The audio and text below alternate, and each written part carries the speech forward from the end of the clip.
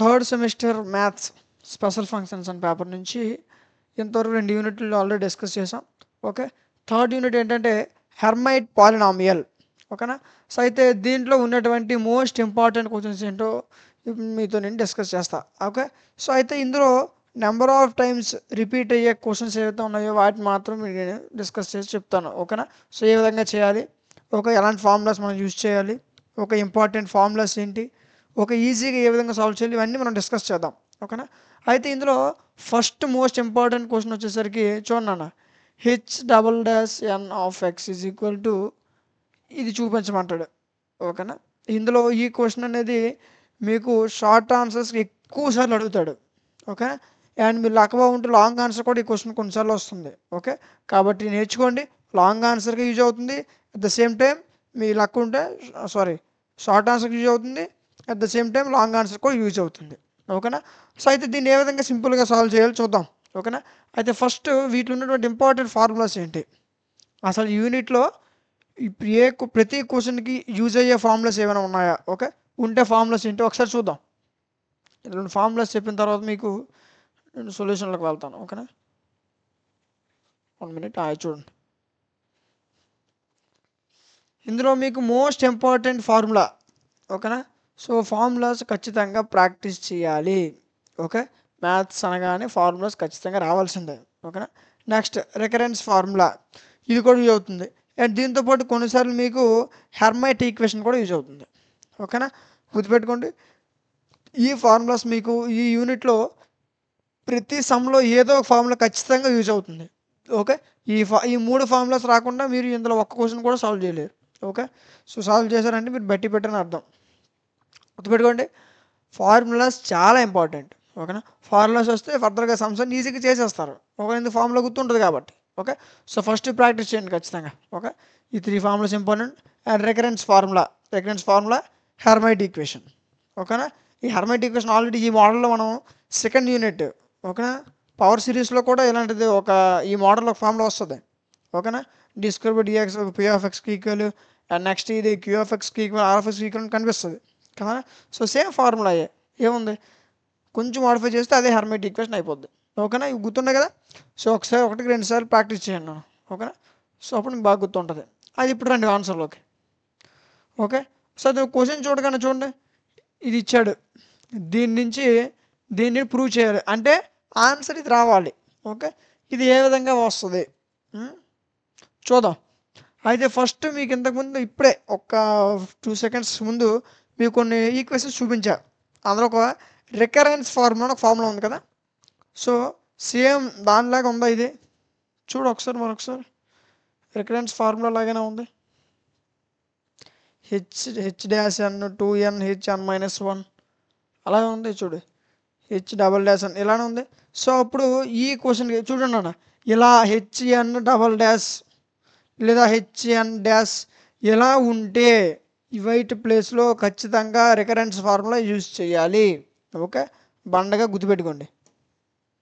ఏం గుర్తుపెట్టుకుంటారు, h'(n)(x) ఉన్నా, ఓకేనా, h" ఉన్నా, ఓకేనా. సో ఇలా ఈ మోడల్లో ఉంటే రికరెన్స్ ఫార్ములా యూజ్ చేయాలి. రికరెన్స్ ఫార్ములా ఏంటి ఆల్రెడీ డిస్కస్ చేశా, కాబట్టి ఫస్ట్ ఆ ఫార్ములా రాసేసుకోవాలి. ఇది రికరెన్స్ ఫార్ములా. ఓకేనా, ఫస్ట్ స్టెప్ ఏంటిది, ఇక్కడ ఏ ఫార్ములా యూజ్ చేసాం, రికరెన్స్ ఫార్ములా యూజ్ చేయాలి. ఆ యూజ్ చేయాలి అనే పాయింట్ నీకు తెలియకపోతే మరి నువ్వు ఆన్సర్ చేయలేవు. ఓకేనా, అందుకే మీకు స్టార్టింగ్లో ఫార్ములాస్ అని చూపించా. ఓకే, సో ఇక్కడ ఏం చేయాలి, ఫస్ట్ రికరెన్స్ ఫార్ములా యూజ్ చేస్తాం. అయితే దీనికి డెరివేటివ్ చేయి.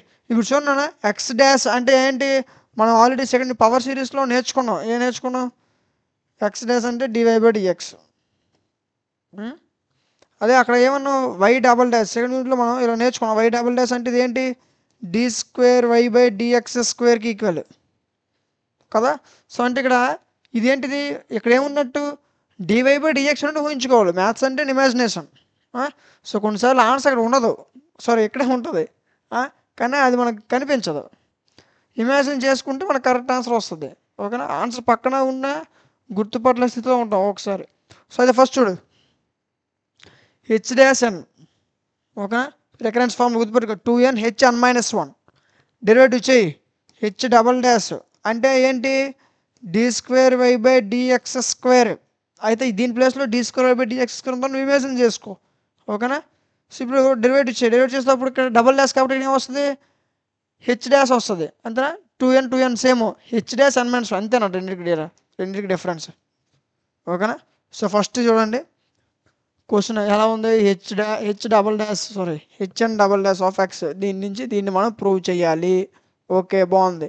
అయితే hn డబల్ డాష్ ఇలా ఉంటే నీకేం చెప్పాను, రికరెన్స్ ఫార్ములా యూజ్ చేయాలి. సో రికరెన్స్ ఫార్ములా రాసేస్తావు. ఓకేనా? నెక్స్ట్ దీనికి డెరివేటివ్ చేస్తావు. అప్పుడు ఏమవుద్ది, dh డబల్ డాష్ వచ్చి hn double dash is equal to 2nh dash n - 1 వస్తుంది. ఓకేనా? గుర్తుపెట్టుకో, డబల్ డాష్ ఉంది, సంథింగ్ మీద డబల్ డాష్ ఉందంటే అది d²y/dx². ఓకేనా? డాష్ ఉంది అంటే dy/dx ఉన్నట్టు, దీనికన్నా ఈక్వల్ అంతే. డెరివేటివ్ చేస్తావు, డబుల్ డాష్ అయ్యింది. సో డబుల్ డాష్ వస్తే 2nh ఇక్కడ డాష్ వస్తుంది అంతే. అయితే n - 1 దీని ఈక్వేషన్ నెంబర్ 2 అనుకుంటావు. ఓకేనా? అండ్ నెక్స్ట్ ఇప్పుడు ఏం చేస్తావు చూడు, మన క్వశ్చన్లో మనకి ఎలా కావాలి, మనకు ఆన్సర్ ఏ విధంగా రావాలి చూడండి, n - 1 రావాలి. ఓకేనా? ఎక్కడ n - 1 ఉందా, ఇదిగో ఇక్కడ ఒక n - 1 ఉంది. ఓకే, సో ఇక్కడ n ఉంది.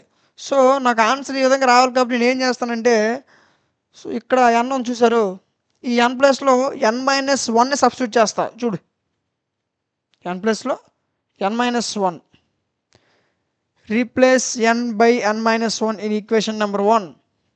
ఈక్వేషన్ నెంబర్ 1 ఏంటి, ఇది. ఓకేనా? సో ఈక్వేషన్ నెంబర్ 1 ప్లేస్లో n ఎక్కడెక్కడ కనిపిస్తుంది చూడు, 1 2 ఇది ఇక్కడ 1 3. ఓకే, ఈ మూడింటి దగ్గర n - 1 పెట్టు. ఓకేనా? పెడితే ఈ విధంగా వస్తుంది. ఇదిగో h డాష్ n - 1, ఇక్కడ ఒక n ఉంది కదా, సో n ప్లేస్లో n - 1 h n - 1 -2. Okay, n - 2 సరిపోయిందా? అయితే ఇది మొత్తం దేనికి ఈక్వల్, దీనికే కదా, h డాష్ n - 1 కదా. సో ఈక్వేషన్ నెంబర్ 2లో h డాష్ n - 1 ఉందా ఒకసారి చూడు, కనిపిస్తుందా, ఎక్కడ కనిపిస్తుంది, ఇక్కడ కనిపిస్తుంది. ఓకే, ఇప్పుడు ఏం చేస్తామంటే ఈ టోటల్ వాల్యూ యాజ్ టీస్గా రాసుకొని ఈ h డాష్ n - 1 ప్లేస్లో దాని వాల్యూ వచ్చింది కదా మనకి ఇంతవరకు, h డాష్ n - 1 ప్లేస్లో ఈ వాల్యూని సబ్స్టిట్యూట్ చేయి. ఇదిగో substitute above equation in equation number 2. ఈ పైన ఉన్నటువంటి ఈక్వేషన్ నెంబర్ 2లో సబ్స్టిట్యూట్ చేయాలి. ఈక్వేషన్ నెంబర్ 2లో ఎక్కడ సబ్స్టిట్యూట్ చేయాలి, h డాష్ n - 1 ప్లేస్లో సబ్స్టిట్యూట్ చేయాలి. ఎందుకంటే ఇది h డాష్ n - 1 కదా. సో మీరు ఏదంతా యాక్చువల్లీ రాసుకో, h double dash n 2n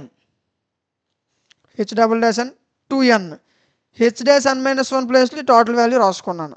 అర్థమైందా? సో ఇక్కడ n - 1 ఉంది, ఇక్కడ n - 1 లేదు. ఎందుకు లేదంటే ఇది ఈక్వేషన్ నెంబర్ 2కి సంబంధించింది, ఈక్వేషన్ నెంబర్ 1కి సంబంధించింది. ఓకేనా? రైట్. సో ఇప్పుడు చూడు 2 × 2 4. ఓకేనా? n సరిపోయిందా, n - 1 h n - 2. ఒకసారి చూడు నన్ను క్వశ్చన్లో ఇచ్చింది, క్వశ్చన్లో మనకు ప్రూవ్ చేయమని ఇదేనేమో ఒకసారి చూసుకో. సరిపోయిందా, 2 × 2 4 4n n - 1 h n - 2. మరి ఇంకేం సాల్వ్ చేయక్కర్లే, అది అడిగాడు చూడండి, 4n n - 1 h n - 2 4n n - 1 h n - 2. అయితే ఇక్కడ మీరు గమనించాల్సింది ఏంటంటే ఎక్స్లు ఉన్నాయి. ఒకసారి చూడండి, క్వశ్చన్ ఇచ్చేటప్పుడు మీకు ఒక్కొక్కసారి ఇస్తాడు ఈ ఎక్స్లు. ఓకే, సాధారణంగా ఉండవు. ఓకే, బట్ కొన్నిసార్లు ఉంటాయి, గుర్తుపెట్టుకో. కొన్నిసార్లు ఏమిస్తారంటే ఈ ఎక్స్ అనేది ఉండదు. ఒక సంవత్సరం ఎక్స్ అనేది ఏంటి ఉండదు.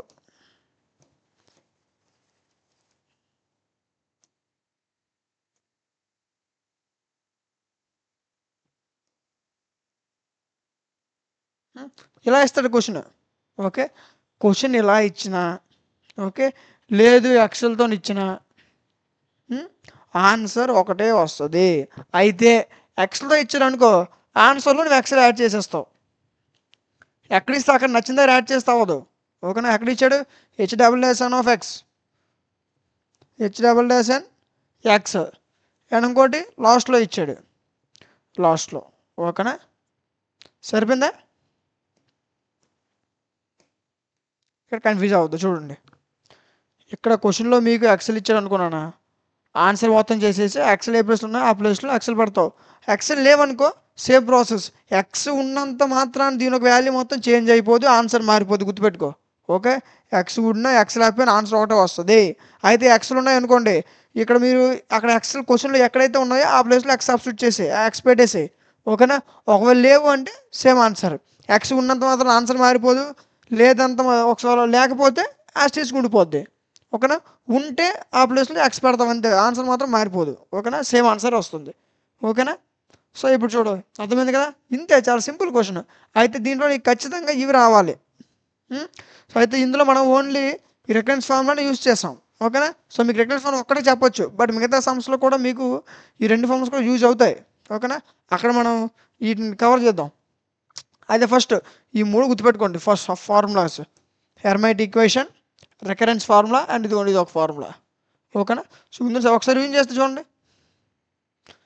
ఫస్ట్ క్వశ్చన్ ఇచ్చాడు, ఇది ఇచ్చాడు, దీని నుంచి దీన్ని చూపించమన్నాడు, అంటే ఆన్సర్ ఇది రావాలి. ఆన్సర్ ఇది రాలేదంటే నేను చేసిన తప్పు. ఒక తప్పు అంటే మళ్ళీ వచ్చినట్టు మళ్ళీ చేసుకోవడమే. సో ఇప్పుడు చూడు, H"(n) ఈ రూపంలో ఉంది. ఇలా ఉంటే మీకు ఏమని చెప్పాను, రికరెన్స్ ఫార్ములా యూజ్ చేయాలి. రికరెన్స్ ఫార్ములా రాసేస్తావు, డెరివేటివ్ చేస్తే ఈ విధంగా వస్తుంది. ఓకేనా, సో మనకి ఆన్సర్లో ఏముంది, n-1 రావాలి. ఓకేనా, సో ఇక్కడ n-1 ఉంది. ఓకే, సో కాబట్టి ఈ n ప్లేస్లో n-1 పెట్టాను అనుకో. ఓకే, సో నాకు సింప్లిఫై అవుద్ది ఈజీగా. సో నేను n ప్లేస్లో ఏం పెట్టాను, n-1 సబ్స్టిట్యూట్ చేశాను. n ప్లేస్లో n-1 పెట్టా, అప్పుడు నాకు H'(n-1) వాల్యూ వస్తుంది కదా. H'(n-1) వాల్యూ వస్తుంది. అప్పుడు ఈ వాల్యూ తీసుకెళ్ళి ఈక్వేషన్ నెంబర్ 2లో పెట్టా. ఈక్వేషన్ నెంబర్ 2లో పెడితే నాకు ఆన్సర్ వచ్చేస్తుంది. ఈక్వేషన్ నెంబర్ 2లో పెడితే నాకు ఆన్సర్ ఈజీగా వచ్చేస్తుంది, సింపుల్. ఓకే, సో అందులో ఏమీ చేయలేదు, మన ఫార్ములా తీసుకున్నాం, రికరెన్స్ ఫార్ములా తీసుకున్నాం, డెరివేటివ్ చేసాం, అక్కడ n-1 కోసం n+n-1 సబ్స్టిట్యూట్ చేసి ఓకే, సబ్స్టిట్యూట్ చేస్తే మనకు ఒక వాల్యూ వచ్చింది, దాన్ని ఈక్వేషన్ నెంబర్ 2లో పెట్టేసి నాకు ఆన్సర్ వచ్చింది. అయితే ఎక్సెల్ బదులు కన్ఫ్యూజ్ అవ్వద్దు. ఓకేనా, కొన్నిసార్లు ఎక్సెల్ ఉంటాయి, కొన్నిసార్లు ఎక్సెల్ ఉండవు. ఓకేనా, సో అలా ఇచ్చిన ఆన్సర్ సేమే వస్తుంది. ఎక్సెల్ ఉంటే ఎక్సెల్ యాడ్ చేసేస్తావు, లేకపోతే లేదు. అంతేగాని ఎక్సెల్ లేదు మాత్రం ఆన్సర్ అయితే మారిపోదు. ఓకేనా, సింపుల్ క్వశ్చన్ ఇది, షార్ట్ ఆన్సర్కి important, at the same time కొన్నిసార్లు లాంగ్ ఆన్సర్ కూడా రావడానికి అవకాశం ఉన్నటువంటి క్వశ్చన్. ఓకే, ప్రాక్టీస్ చేయండి, 1-2 సార్లు చూడండి. ఓకే, ఈజీగా ప్రాక్టీస్ చేయండి, ఈజీగా మీకు గుర్తుంటుంది. ఓకేనా.